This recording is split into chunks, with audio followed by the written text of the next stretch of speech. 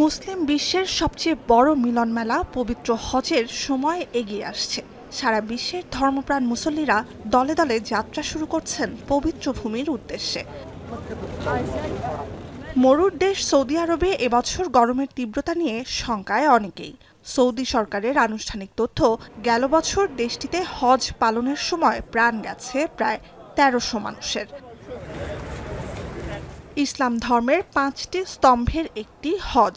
সামর্থ্যবান মুসলিমদের জন্য জীবনে অন্তত একবার হজ পালন বাধ্যতামূলক। ইসলামিক বর্ষপঞ্জি অনুসারে হজ অনুষ্ঠিত হয় গ্রেগরিয়ান বর্ষপঞ্জিতে, যে সময়টি প্রতি বছর একটু করে এগিয়ে আসে। চলতি বছর আরাফাতের ময়দানে হজের প্রধান আনুষ্ঠানিকতার দিন ৫ জুন ঘোষণা করেছে সৌদি সরকার, অর্থাৎ গ্রীষ্মের ঠিক শুরুতে। বেশ কয়েক বছর ধরেই সৌদি আরবে তীব্র গরমে হয়ে আসছে হজের আনুষ্ঠানিকতা।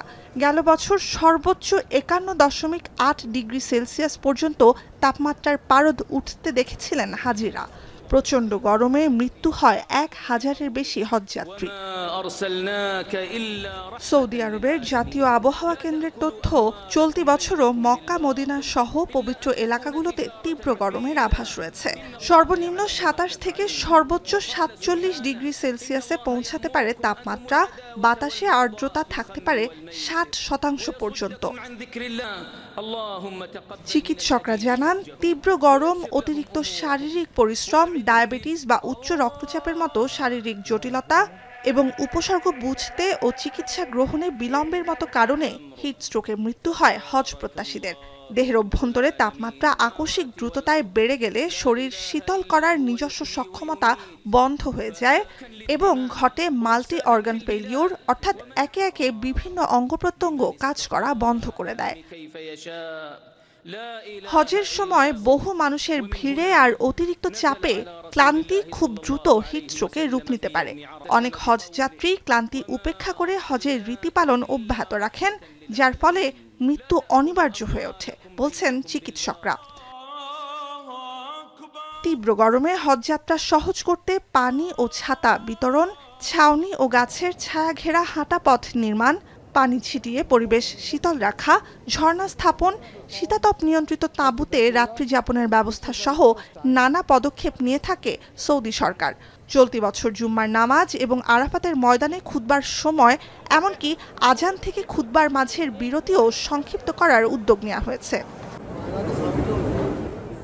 গালফ নিউজ জানিয়েছে, তাপ কমাতে সহায়ক ৪ কিলোমিটার দীর্ঘ একটি সাদা রঙের সড়ক এবছর নির্মাণ করেছে সৌদি সরকার। আরাফাতের ময়দানে গিয়ে শেষ হওয়া সড়কটি ফুটপাথে সূর্যের আলো প্রতিফলনের মাধ্যমে ভূপৃষ্ঠের তাপমাত্রা কমাতে সক্ষম। এছাড়া বয়স্ক ও শারীরিক প্রতিবন্ধীদের স্বস্তি দিতে সড়কে যোগ করা হয়েছে রাবারযুক্ত অ্যাসফল্ট। এবছর হজযাত্রীদের পরিধানযোগ্য হিট মনিটর দেবে হজ কর্তৃপক্ষ। Saudi data and artificial intelligence অথরিটির দেয়া স্মার্ট সেন্সর ও কৃত্রিম বুদ্ধিমত্তা ব্যবহারের মাধ্যমে সার্বক্ষণিক স্বাস্থ্য পর্যবেক্ষণের ব্যবস্থা রাখা হবে। কিন্তু এসব কিছুই যথেষ্ট হবে না যদি হজ প্রত্যাশীরা পর্যাপ্ত পানি পান, সূর্যের তাপ প্রতিরোধ, ভিড় এড়িয়ে চলা কিন্তু দলবদ্ধ থাকা, মাস্ক পরা এবং অসুস্থ বোধ হওয়া মাত্র তা জানানোর মতো ব্যক্তিগত সুরক্ষা ব্যবস্থা গ্রহণ না করেন। হজ প্রত্যাশীদের জন্য চলতি বছর ১১টি এয়ার অ্যাম্বুলেন্স, ৯০০ অ্যাম্বুলেন্স, ৭৫০০-এর বেশি চিকিৎসক মোতায়েন এবং ৭১টি প্রাথমিক চিকিৎসা কেন্দ্র ও ৩টি অস্থায়ী হাসপাতাল নির্মাণ করেছে সৌদি আরব। গেল বছরের তুলনায় এবারের হজের মৌসুমে শয্যা বাড়ানো হয়েছে ৬০%। এছাড়া গরমে ক্লান্তি থেকে বাঁচতে করণীয় সম্পর্কে হজ প্রত্যাশীদের সচেতন করতে সামাজিক যোগাযোগ মাধ্যমে সমানে পরামর্শ দিয়ে যাচ্ছে সৌদি হজ মন্ত্রণালয়। হজের সময় সাথে কি কি নেওয়া জরুরি, কি কি টিকা নিতে হবে, হৃৎপিণ্ড কিডনি ভালো রাখতে এবং শ্বাসকষ্ট ও ডায়াবেটিস রোগীদের জন্য করণীয় সবকিছুই বারবার বলে দেয়া হচ্ছে হজ প্রত্যাশীদের। একই সঙ্গে অনুমতিবিহীন হজ পালন থেকে বিরত থাকারও আহ্বান জানানো হচ্ছে, কারণ এই ধরনের হজ প্রত্যাশীরা পাবেন না সৌদি সরকারের কোনো সেবাই। প্রায় ৫ দিনে ধারাবাহিকভাবে হজের আনুষ্ঠানিকতা পালন করেন লাখ লাখ মুসল্লি। গত বছর এর সংখ্যা ছিল ১৮ লাখের বেশি। আরাফার দিনে অর্থাৎ হজের চূড়ান্ত আধ্যাত্মিক দিনটিতে আরাফাত পর্বতে জড়ো হবেন মুসল্লিরা, যেখানে বিদায়ী হজের ভাষণ দিয়েছিলেন হযরত মুহাম্মদ সাল্লাল্লাহু আলাইহি ওয়াসাল্লাম।